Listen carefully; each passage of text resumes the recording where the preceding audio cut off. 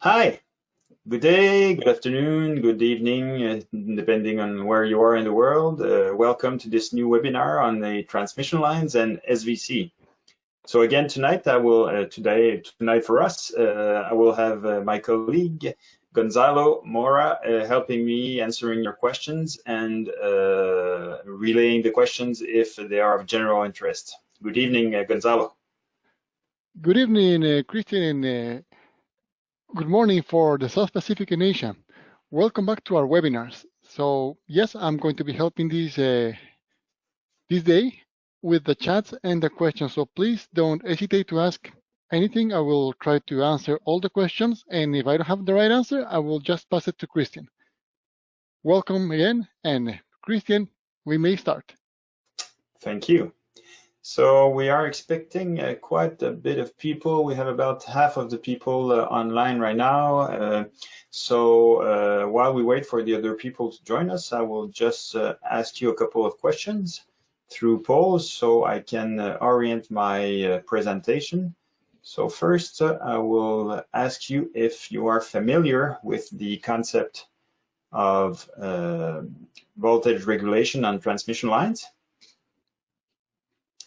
Once again, for those of you who are familiar, you will know that some of you, unfortunately, will not be able to click on the answers, but about half of you are able to answer. So sorry for those who can't provide their answer. So good, we have a knowledgeable crowd tonight. Most of you are somewhat familiar with the concept. Mm-hmm.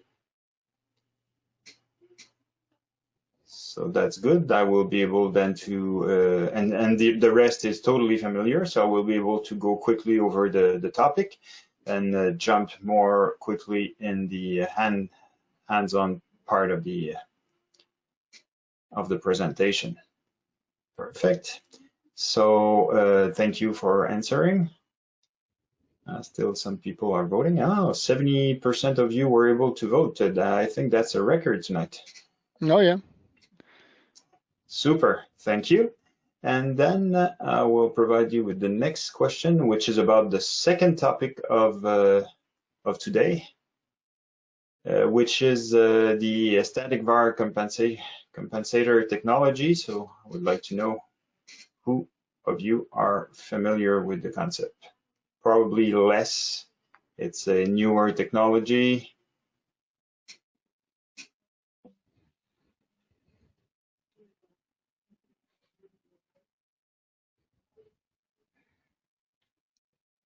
It's about half and half people not at all or somewhat some knowledge of the topic. Well, that's good. Now we're going to learn something new that's pleasant as well. Yeah, that's good.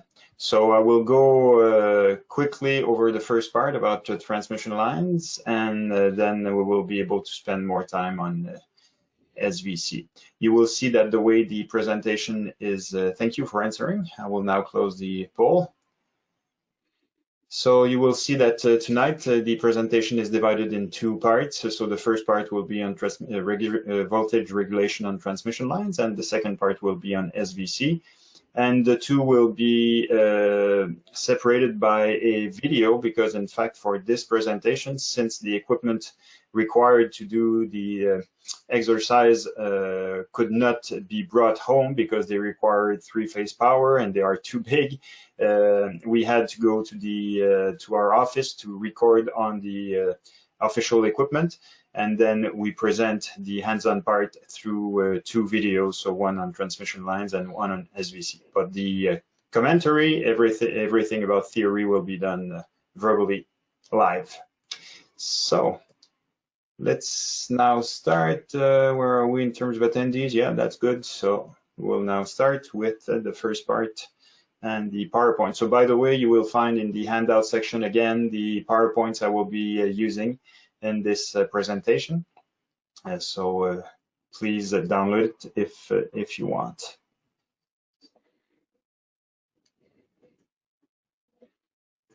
So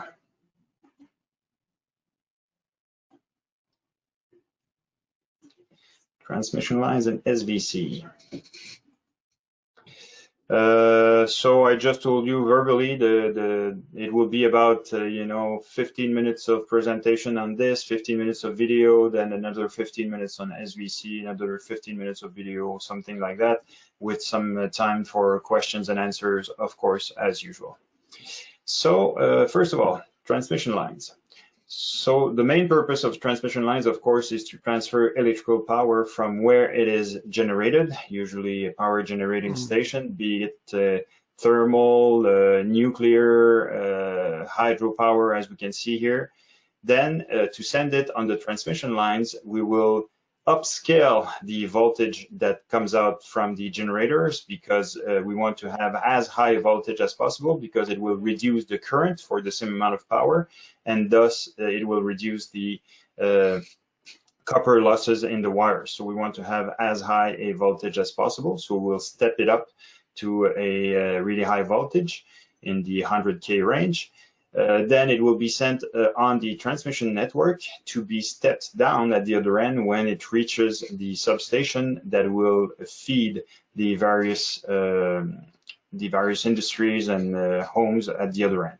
So the step-down transformer will bring it back to a manageable voltage for distribution, and then from distribution voltage it will be brought down to home residential voltage, so 220 volt or 120 volt, depending on which part of the world you're in. So that's the goal of transmission lines. When we discuss transmission lines, we always refer to the sender end, which is the power generating station end, and the receiver end, where the power is consumed. So we will be constantly using sender and receiver terms throughout this presentation. So to be able to analyze the transmission lines and how it impacts the flow of power on the line, we make a simple electrical model for it, okay? And here you have the mathematical, not mathematical, but the simplified model of a transmission line. So at the top here, you can see that the transmission line, of course, has some resistance because it's made of copper, and it has also some inductance because of the fact that there are multiple wires beside another, and there are current loops inside the wires, which create kind of an inductance response of the wires. So this is the natural resistance and inductance of the wire itself.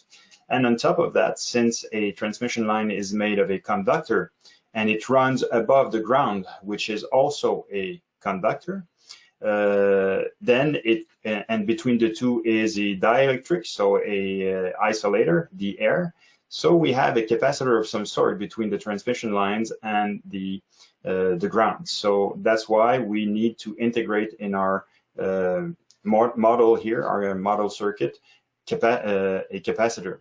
The capacitor is distributed like that at both ends to replicate more closely the nature of the behavior of the transmission line, instead of having a single capacitor at one end. Of course, this is only for a single phase, but we are sending power through three-phase cables, so 3 cables. So that's why each phase will have its own representation like that. And each of these segments represents only a short segment of an AC transmission line, because to be able to analyze properly a long distance on a transmission line, we need to add up many of these small segments to come up to the equivalent distance that we need to represent. Okay, so this is our complete AC transmission line here. When it comes to this model, this simplified equivalent circuit of a transmission line, we represent it by what we call a pi equivalent. Okay, we say that it's a pi equivalent of the circuit because it has the form of the pi letter, Greek pi letter. So if we were to apply directly the values that are measured for a specific distance to these parameters, to these resistors, inductors, and capacitors here, it would not yield exactly the right results. It would not be a faithful model. So we need to do some modification to get to the corrected model, if you want, and that's what we see here on the right side, where the same short segment, sorry, no, we have 1 kilometer here, 1 mile here. So of course, sorry, I was misled in my explanations.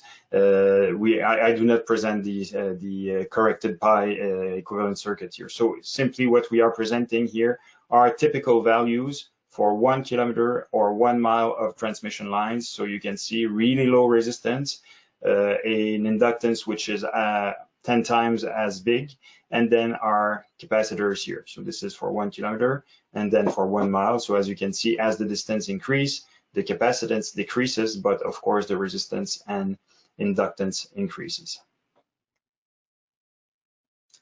So what is the impact if we connect a load at the other end of this transmission line? So this is our transmission line. So we would connect the load here at the end here. So what will be the impact of connecting a resistive load here, an inductive load, or a capacitive load on the voltage level that is received at this end? So that's what this graph shows us here. The voltage ER, which is the voltage at the receiver end, so ER voltage at the receiver end, in function of the line current flowing through the line. So as the load increases, the current increases, and as we can see here, this will have a huge impact on the voltage that is received at the other end. So if the voltage ES at the sender end here, we can see that even that is not fixed. Okay, the voltage at the sender end, because of the inductive nature of the transmission line, it will have a small fluctuation, but mostly constant. With no load at the other end. With or without the load at the other end, we will have a slow change in the voltage at the sending end. But if we connect a capacitive load at the other end of the transmission line, the receiving end, we will see that the received voltage will increase as the load increases. So the larger the capacitive load, the more voltage we will get at the receiver end. While with a resistive load, we will have a decrease in received voltage, and for an inductive load, a bigger decrease in received voltage at the other end. Of course, no load is purely capacitive or resistive or inductive, mostly, but so you can imagine a combination of that to evaluate the exact voltage we will get at the receiving end.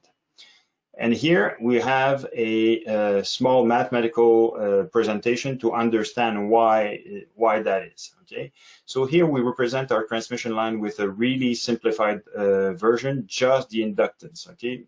Oftentimes, to analyze the behavior of a transmission line, we can simplify it to just the inductor, because as you saw, the inductance is 10 times as high as the resistance, and the capacitors can be neglected also somewhat. So the inductance is definitely the most impacting part of the transmission line. So as you can see here, we send from the sending end 133 kilovolt voltage that will have a current flow through the inductance here, and then to our load. So our load here is constituted of a pure resistive load. Okay, so initially we set our load to 10,000 ohms, so a really small load for this transmission line. So now we calculate the impedance of the whole circuit here. So we start with the 10,000 ohm resistance plus the 120 ohm of our inductor, which is here, squared, of course, square root of that. We see that the resulting impedance of the whole line is really, really close to the resistance of just our load. So, of course, this means that the inductance here will have almost no impact on the received voltage, and we can see that the received voltage will be 133,000 volt as is sent from the sending end, because the current is really low. But now if we increase our load by decreasing the resistor value here down to 240 ohm, which is only twice the value of our inductor here, now we will see that our impedance is 268 ohm. With this impedance, we get a load current of 496 amperes instead of 13 amperes that we had here. And of course, this current multiplied by the load, 240, will yield a voltage much lower than what we had here and much lower than the sender voltage. Now we're down by 14,000 volt because of all of this voltage was lost basically at the inductance level. So we can see that there is a huge impact. The voltage is not constant at the receiving end, and of course this is not acceptable. The voltage needs to be constant because all of our electrical equipment require a steady source of voltage at 120 volt in North America, 220, 230, 240, depending on the other parts of the world you're in. So we need to be able to stabilize this voltage at the receiving end. So we will do that through voltage compensation. So voltage compensation will be achieved by adding compensating inductors at both ends of the line that will try to compensate for the capacitive nature of the line. And we will be able to remove these compensating inductors depending on the load, so depending on the current that is flowing. So we can see here that by adding compensating inductors that have the same value as the equivalent capacitance of our transmission lines, they will cancel out at each end, and then we will only be left with the inductance here. So what this will yield is that without compensation here, without trying to play with the compensation. So if we have an uncompensated transmission line, as you can see here, we will have at the receiving end, we will have with a short circuit, not a short circuit, but an open circuit, no load, we will have a higher voltage at the receiving end as higher than the sending end. But as the load increases, the voltage will decrease. Eventually, it will reach the point where the voltage at the receiving end is equal to the voltage at the sending end. And then if the load keeps increasing, it will drop like that. If we add our compensating inductors so that they compensate perfectly the line when there is no load, okay, we see that then at the receiving end, we will have the same voltage as the sending voltage, but then as the load increases, of course, this will start decreasing like this. So this means that we could probably combine compensated and uncompensated to stay closer to the receiving, the sending voltage all along, and that's what is shown here. So initially, we will start with our compensating inductors in the circuit, so that right from the start with small loads, we will have a voltage that is really close to the sending voltage.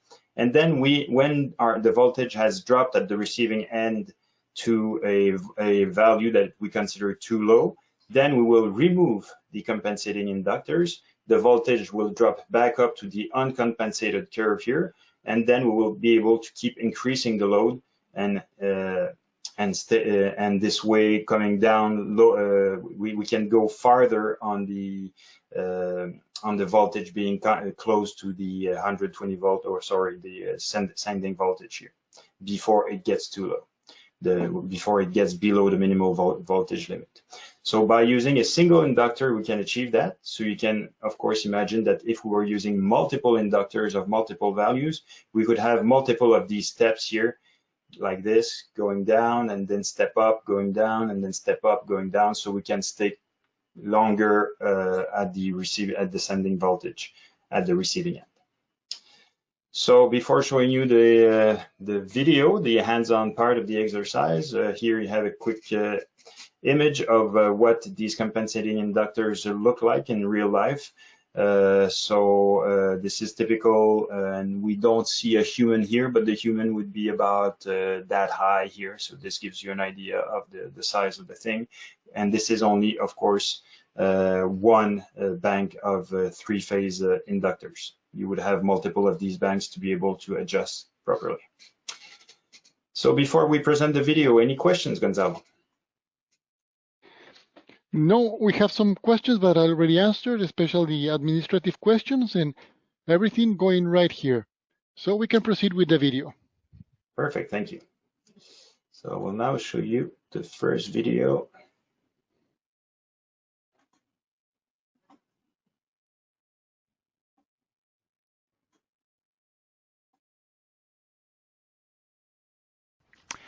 Before making the connections, let's have a look at the full EMS console I have here.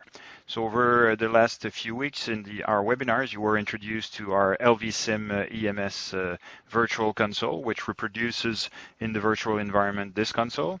Then you had a look at our demo suitcase, which provides a smaller space to demonstrate some of these modules. But now I am beside the full-size console here.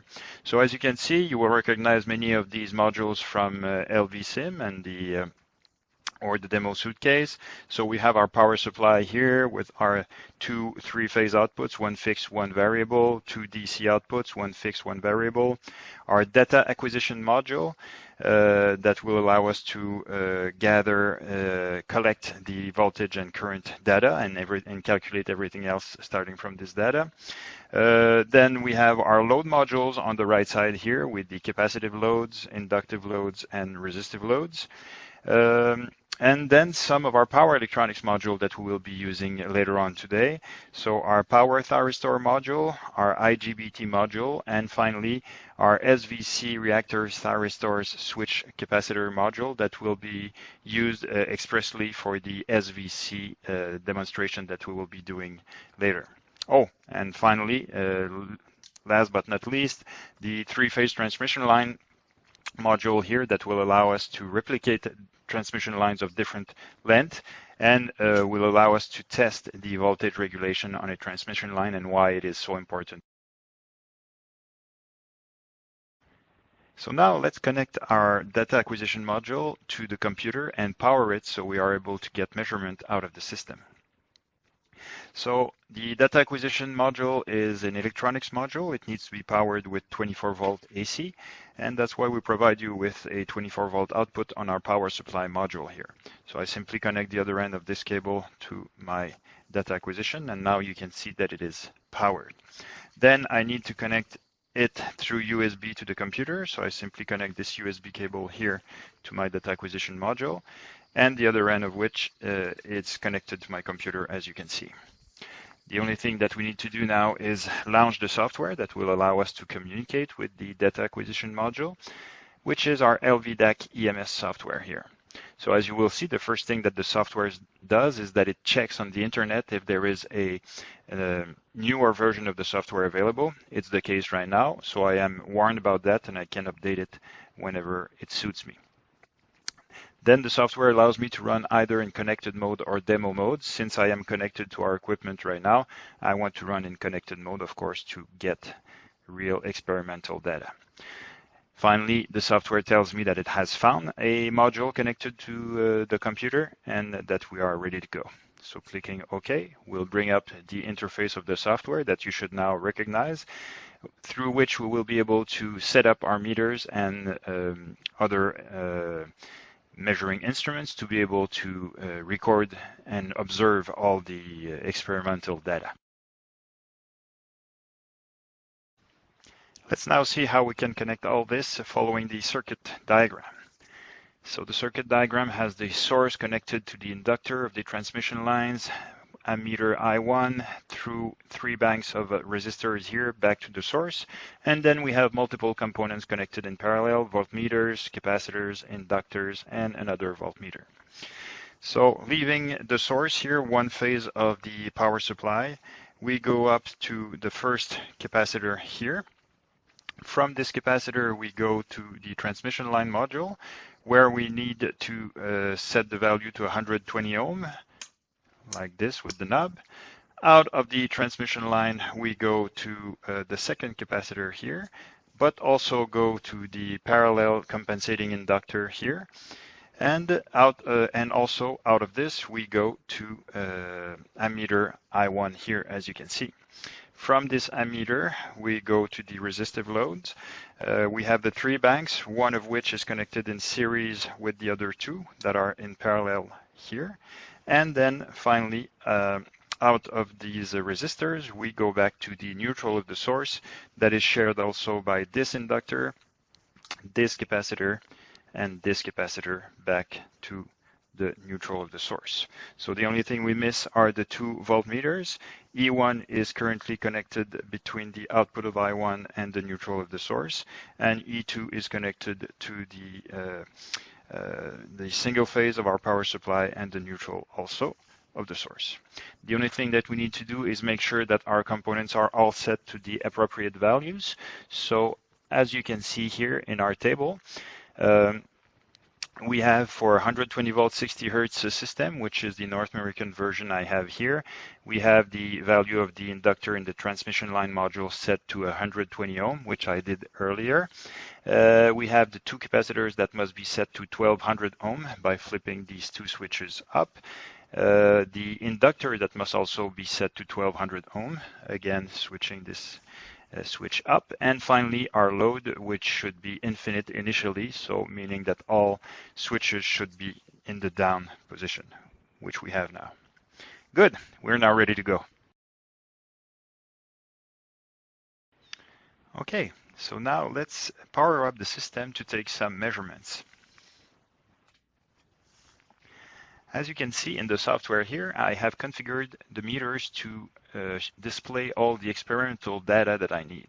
So on the left side, I have everything pertaining to the receiving end or the load side of my transmission line, with E1 giving us a voltage of 119 volt, the current through the load, and the power at the load. So for the moment, there is no power and no current because the load is absent for the moment. I am in a no load condition with infinite resistance.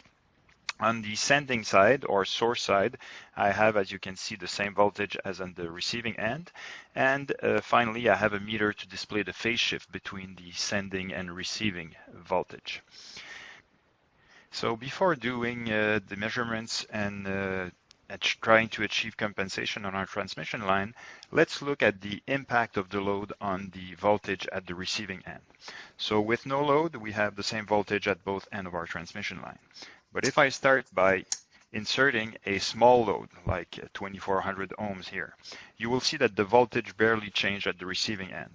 But as I increase the load, you will see that the voltage quickly drops in step, up to a point where the voltage I receive at the receiving end is so low that it is totally unacceptable, as you can see here at around 110 volts, almost 10% below the expected value.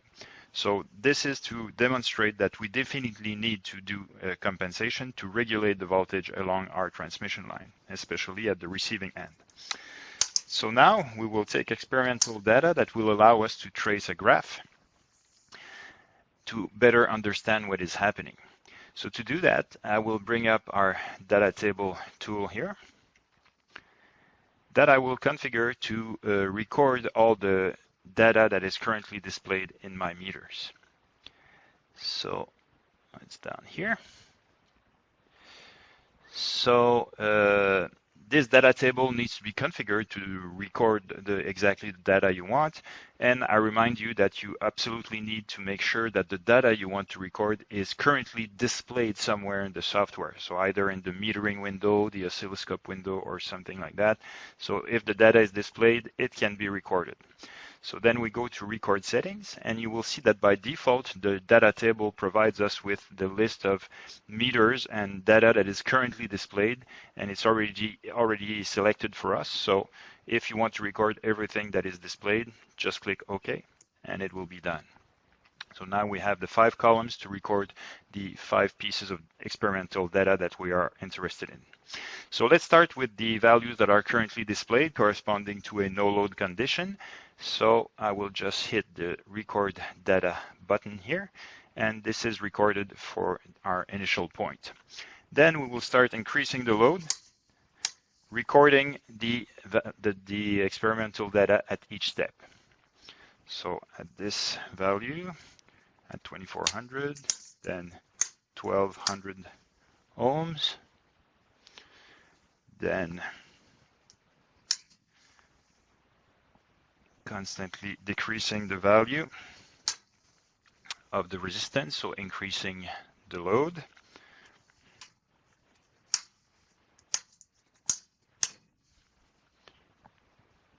Eventually, we will reach a point where our voltage is too low and we need to compensate it. Of course, this is dependent on your choice of what is unacceptable, but let's say that for the moment at around 114 volt, we will consider that as totally unacceptable. So this is the point where we need to remove the inductance, compensating inductance that we have in the circuit that's there since the beginning. So if I remove this inductance from the circuit, you will see that the receiving voltage jumps back up to 124-25 volt. So now I can keep increasing my load since I am back above the expected voltage at the other end. So if I start with that here, then increase the load again, and again, and finally one less value. Now we're back to almost the expected voltage at 122 volt at the receiving end. So let's say that this is enough data for us to trace a valuable graph. So we will just shut off the power here and now make a graph of this data. Of course, there are multiple graphs we could trace, but the one we are interested in is the voltage at the receiving end in relation to the load or the active power in this case. So to do that, you can use the integrated graphic tool that is there, or you can export the data to Excel format, CSV, and use Excel graphic tool to trace your graphs. So let's use the integrated graph here. So I just need to specify what I want to be displayed. So I would like to see the E1 voltage in relation to the active power, like this. And as you can see, there is an automatic scaling that is done by the software. If you're not satisfied with it, you can simply change to manual mode here. So we want to display between, let's say, 80 volt, which is below the lowest value, to 140 at the top. And I want steps of 5 for more precision. And same thing in X, I will rescale it from 0 to 40 watts for the active power with intervals of 5 again. So this is a usable graph, and as you can see, this graph definitely shows us that our voltage needed to be regulated. So we started at 120, went down to 115, 114 when we decided to remove the compensating inductor, jumping back up to 125 and then dropping again. So of course this is much too crude a control for a real power grid, but the goal is to show that indeed with inductors in parallel with our loads, we are able to achieve compensation. So the next step in the exercise, and that's what is done in the manual, is to take a bank of inductors and a bank of capacitors working in parallel to be able to achieve a much finer control. So switching in and out the inductors and capacitors at the right moment to maintain the voltage at the receiving end within 1 volt of the expected 120 volt, of course, or 220 volt if you are outside of North America. So this is the next step in the manual, but for us, for today, we will conclude this exercise here on voltage regulation on transmission lines with manual means, so manual compensation, and we will switch to the smart grid technology, which is called Static Var Compensation, that will perform automatically the voltage regulation on the line with a much finer control and much quicker response also.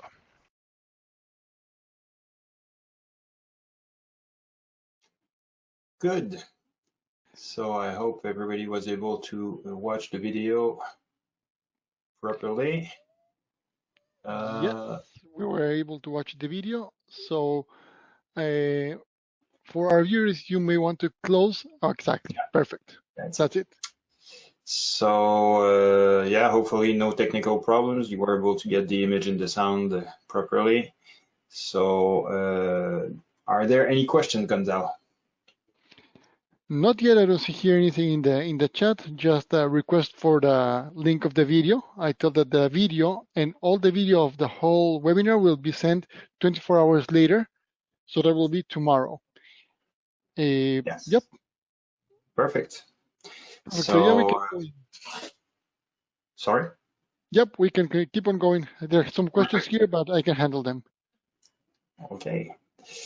So this is what we just saw. Now we attack the second part of the presentation about voltage compensation of an AC transmission line using an SVC or Static Var Compensator. So the discussion will go through voltage compensation using an SVC, the different types of SVCs, the TCR FC and TCR TSC, and then we will have the hands-on part where we look at the automatic voltage compensation. So what is SVC? So as the name implies, static var. So we will have a oh, I think that rain started outside. Sorry, let's close the window. Okay, so you will see that whoops here static var compensation. So we will be using capacitors that will provide us with VARs or reactive power, and we will be able to compensate our transmission line with that. But of course, we will need also to modulate this amount of reactive power provided by the capacitors by combining them with an inductor. So what you can see here is at the top, we have our transmission line. Again, this is a single line diagram, but you must imagine that this is all multiplied by 3 for the 3 phases, but for a single phase, that's what it looks like. So we have our transmission line with our load at one end. And then in parallel with that, we have our SVC or Static Var Compensator itself. So first of all, as you can see, the SVC will be connected to the transmission line through a step-down transformer because it will be much too hard in terms of electronics and everything to be able to manage 100 kilovolts. So we just step down really a lot the voltage from the transmission line to be manageable by the SVC. And we do that through a transformer that is connected in Y delta, so the primary is in Y and the secondary is in delta, to try to eliminate as much as possible the third harmonics that we will get out of our static var compensator. So this is for harmonics reason. That's one of the reasons that we use this Y delta connection or star delta connection.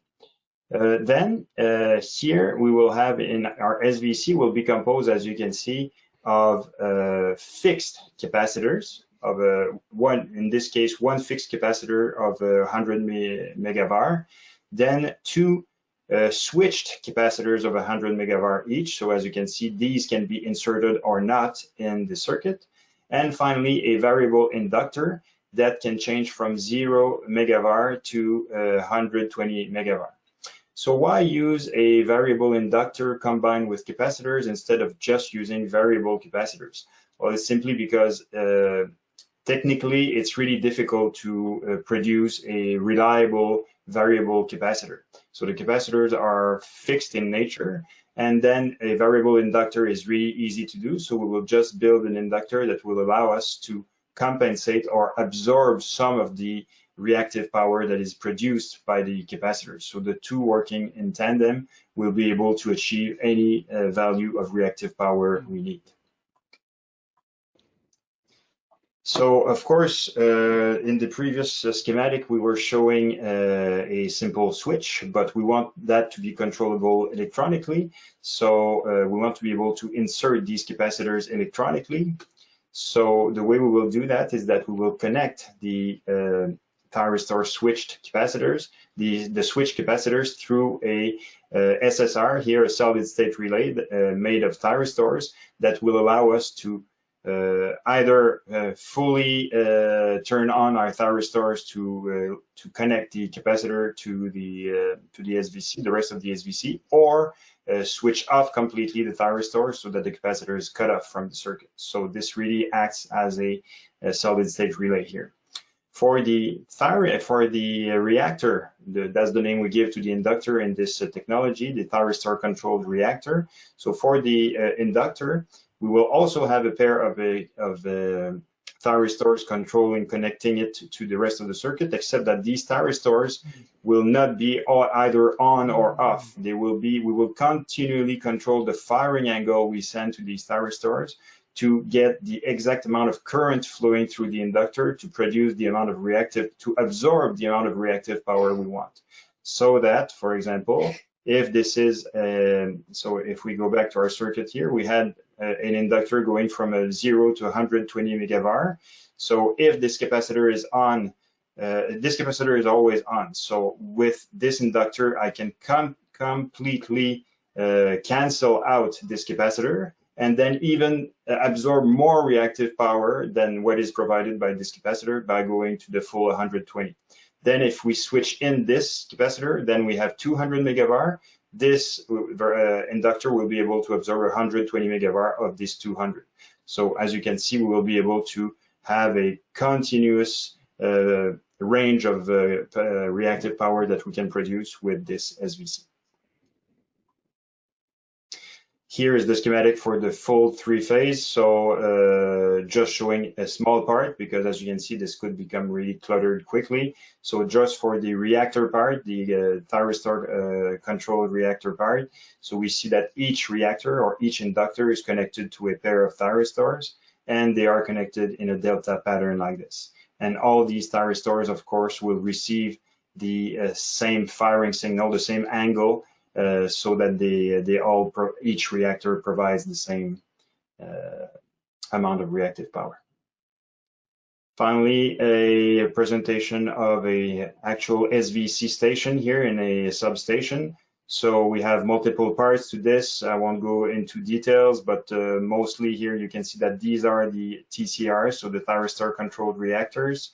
The thyristor switched capacitors are right here.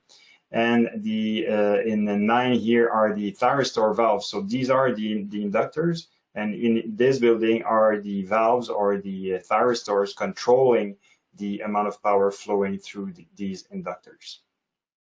Then, of course, a bunch of other components that we don't really have time to discuss here. So there are two different types of SVCs, the FC type for fixed capacitor type. So as you can see, we have multiple fixed capacitors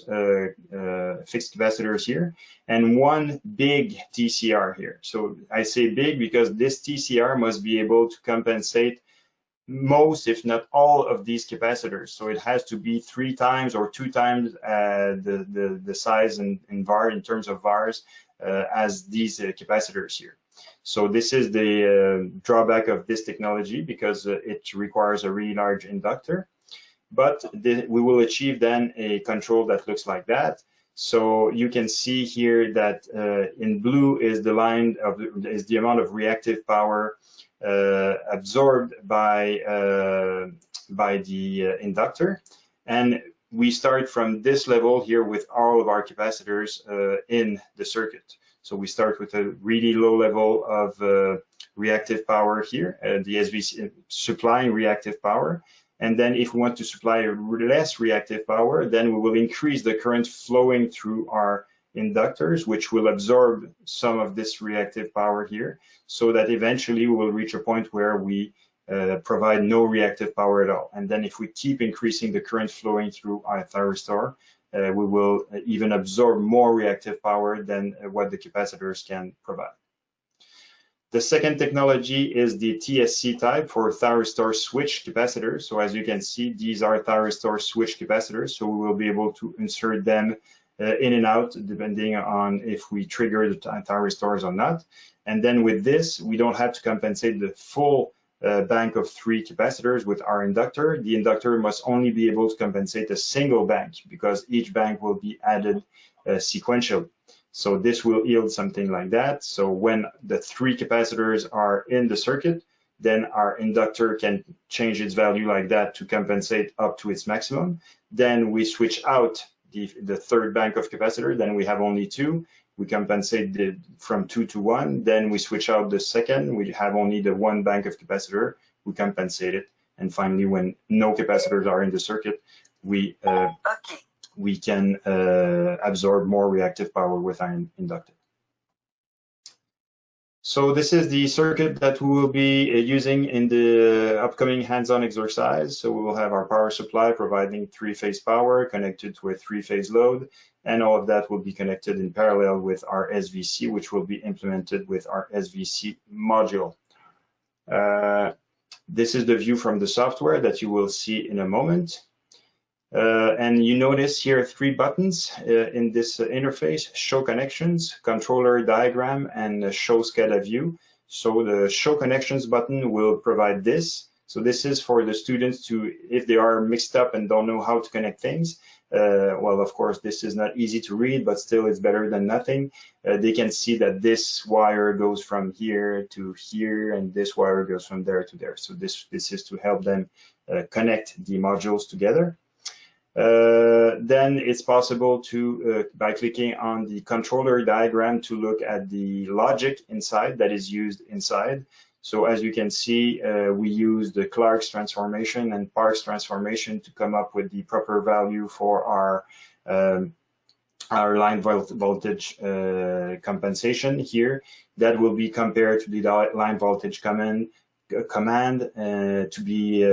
go through our PI amplifier. We have control on the proportional and integral parameter to see how our system responds to a variation in voltage. And the output of this will go to the TCR, so the reactors, the inductors, and the 2 banks of capacitors, thyristor switch capacitors. And finally, the last button is the SCADA view, so we can switch to a SCADA view of the same circuit where we see the voltages and currents in the proper location. Okay. So, Christian, before getting to the video, maybe one question, and I think we may want to go back some slides. We have a question that is, what is the value of millivar capacitance in terms of microfarad capacitance? So what is the value of megavar capacitance in terms of microfarad capacitance? The value of megavar. Oh well, okay. We are in the range of so the capacitance is the inverse of the capacitance is the inverse. So as you get lower in farad value, you will get a higher var value for your capacitor.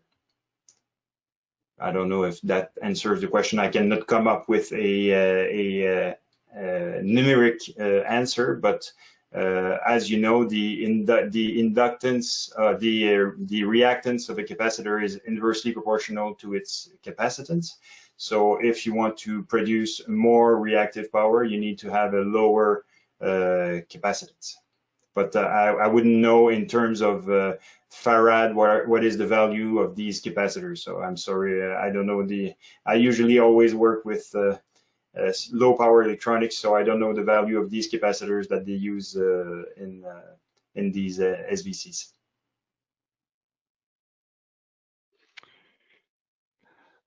Okay, thanks for the answer, and we can go to the video.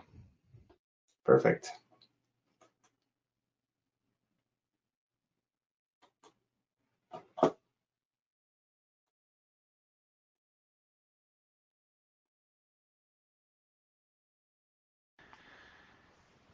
On my right, you can see the amount of connections that are required for this circuit. So as you can see, it's a little bit more involved than what we just had with our manual voltage regulation circuit on AC transmission lines. So of course, lots of electronics is required here. We have the TCRs, we have the TSCs, the monitoring equipment to check, to read all the data here, and of course our 3-phase load and 3-phase transmission lines. So let's look at the schematic and see how this parallels what we see in the circuit diagram. So first of all, as you can see, what we see there is simply the first part of the schematic, because the circuit is so large that it doesn't fit on a single page. So we have our three-phase power source, the three-phase transmission line module, and then the three-phase resistive load on the right-hand side. But from there, we have 4 lines, A1, A2, A3, A4, that go down to the next page, where we will see the power electronics section of the circuit. So first of all, A1, A2, A3, A4 arrive here on the left side, connected to the primary of our transformer, sorry, and these primaries are connected in Y, as you can see, while the secondaries are connected in delta. Then the 3-phase line out of this of the secondaries are going to the TCR here, and the 2 TSCs, all of them in parallel with one another.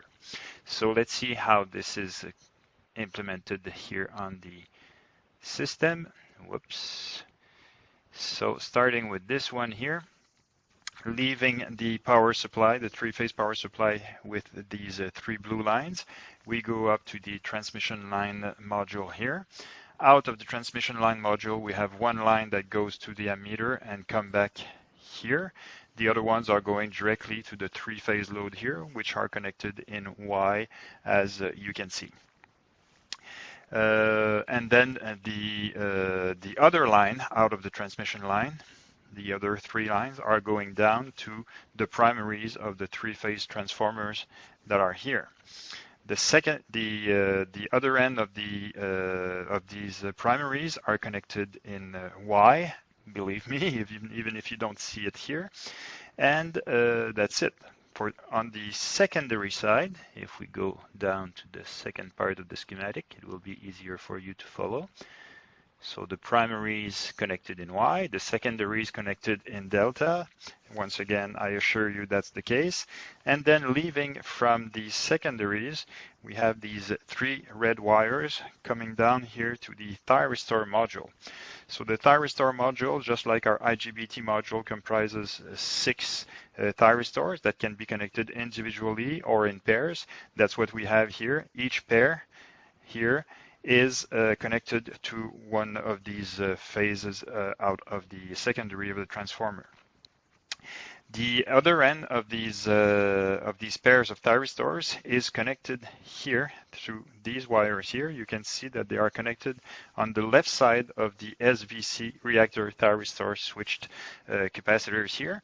In fact, they are connected to the 3 inductors that are here on the left side to be able to control the amount of current flowing through these inductors.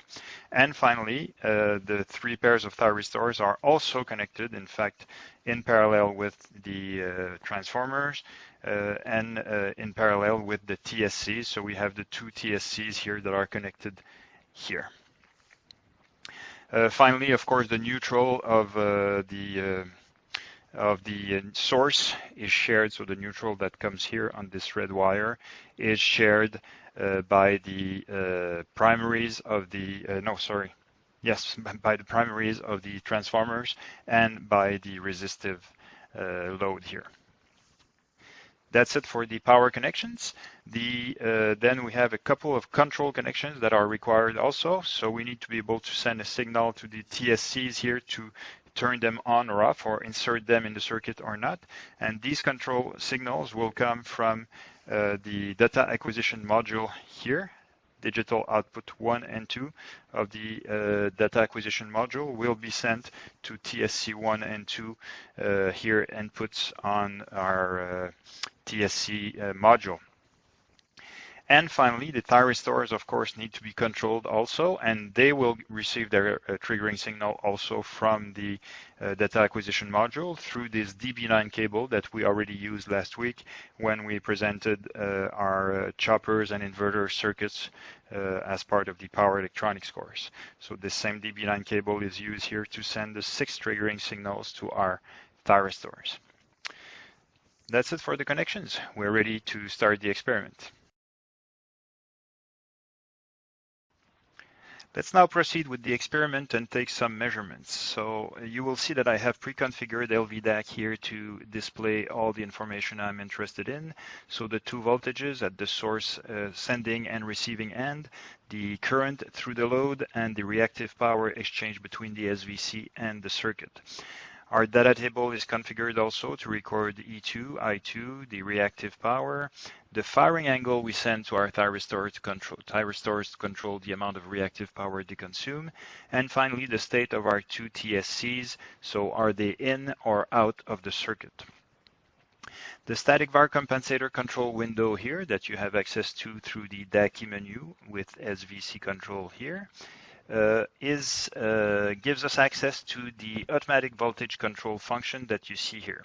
When we are in this mode, we have to set the line voltage command, so at what voltage we want the SVC to keep the value at the receiving end, and the proportional and integral parameter that you have access to control how the controller responds to any changes. So these default values are really good, but you can play with that to see how it impacts the controller behavior. So let's power up the system and see how this SVC achieves control. So right from the start, you can see that with the low load we have right now, 1200 ohms per phase, we don't have the expected voltage at the receiving end. The SVC is not in the circuit, of course, yet. By the way, the voltage we see here is the line voltage, while the command that we have specified here is the phase voltage, and that's the difference, that explains the difference you see here. So let's turn on our SVC function here to see how it will correct the situation. So you can see now that our receiving voltage is exactly 209 volts. That the SVC achieved that by turning on the first bank of capacitor and sending a firing angle of 105 degrees to our inductors. So let's record this first set of value in our data table here, and then start changing the value of our load. By the way, you might see that the two last columns haven't been recorded automatically because this is a status that is not available for recording. I need to input it by hand. So here we see that TSC1 is in while TSC2 is out. So let's go to the second line, change my load to 600 ohms, like this. Record the new set of value, and you will see that the firing angle has increased. TSC1 and TSC2 are still in the same state, so in and out.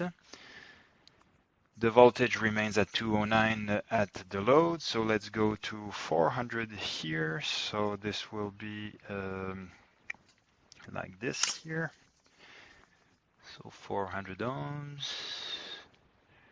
Record, our firing angle still increasing, TSC1 and 2 still in and out respectively. Then let's go to 400 ohms, 300, sorry. 300. Record, still 209 volt, 135 degrees for our firing angle, and still in and out here. Then from 300 we will go to 240, like this. Record, and now you see that TSC2 has been inserted in the circuit, which allows the firing angle to go back down to, in fact, have the inductors absorb more reactive power. So as we increase the firing angle, the inductors absorb less and less reactive power. But then since we insert a new bank of capacitors, they need to absorb more to absorb some of the reactive power provided by the second bank. So that's why the firing angle decreases. So now I can input here that both my banks are, whoops, not out, both are in.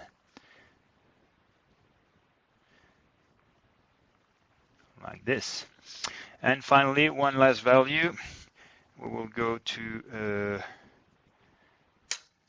this, which is 200. Record that. And again, we can see that both TNCs are in. and we have restarted increasing the firing angle.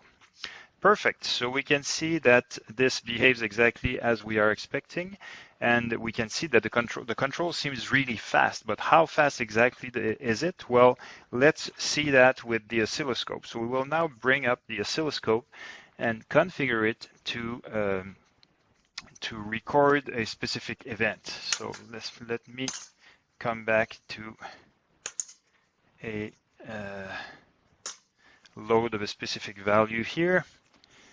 And I will bring up the oscilloscope and configure it to record a momentary event at the moment it happens. So to be able to record this momentary event on the oscilloscope, I set it to the time base to 0.1 second per division, which I know will yield good results. I set my trigger type to hardware to tell basically the oscilloscope to wait for a specific hardware event, current event to start recording. I will wait for this event on channel 1, which is my E2 voltage, the receiving voltage, and I set the level that should trigger the event as 305 volt. 305 volt is just above the peak voltage that I have on my line voltage there, and I know I will get the peak voltage when I change the load, and this is the moment I want to record the data. Then I put the oscilloscope in single refresh mode here by clicking on the single refresh, and then the oscilloscope waits for the event to happen. So what I have set up here is that I have a resistance of 240 ohms on each of my phase, and I will switch it to 1200 ohms, so increasing the resistance and decreasing the load in one step, and normally the oscilloscope should record that. Here, that's exactly what happened, as you can see. So now we can see what happened before the trigger and after the trigger. Because I have set my trigger point here, I slided it here along my x-axis to be here, so I could see before and after the trigger. So you can see that before the trigger we had constant voltage. Then at the moment that I flipped that I changed my load, I got a peak of voltage here. And immediately after this peak of voltage, you can see that TSC2 was taken out of the circuit because it was not required anymore. And that's what we wanted to record to see how fast the SVC was reacting. So we can see that within a single cycle, the TSC had been taken out of the circuit.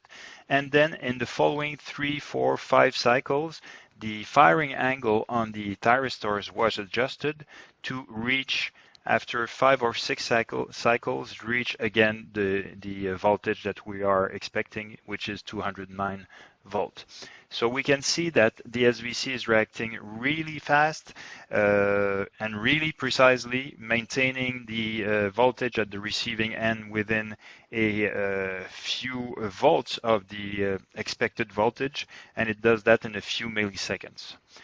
So that was the goal of this exercise here, this demonstration, to show you how fast and precise an SVC can control the voltage, and to show you how this equipment here can be used to teach these topics to your students. Thank you.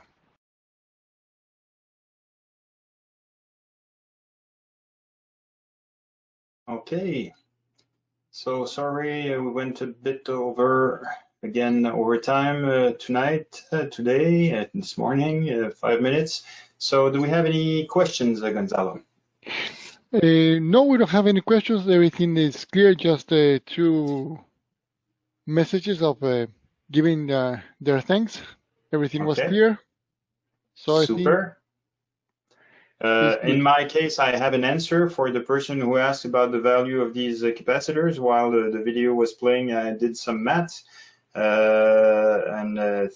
Thanks for asking the question. It allowed me to do to increase my knowledge also. So basically, I went to the ABB site, and because they are providing these SVC stations, and they were one of the players, and looked at the specs of their SVC capacitors, and they say that they work on 115 kilovolt voltage for a 100 megavar capacity. So I simply found the current out of that, which is around 900 amps.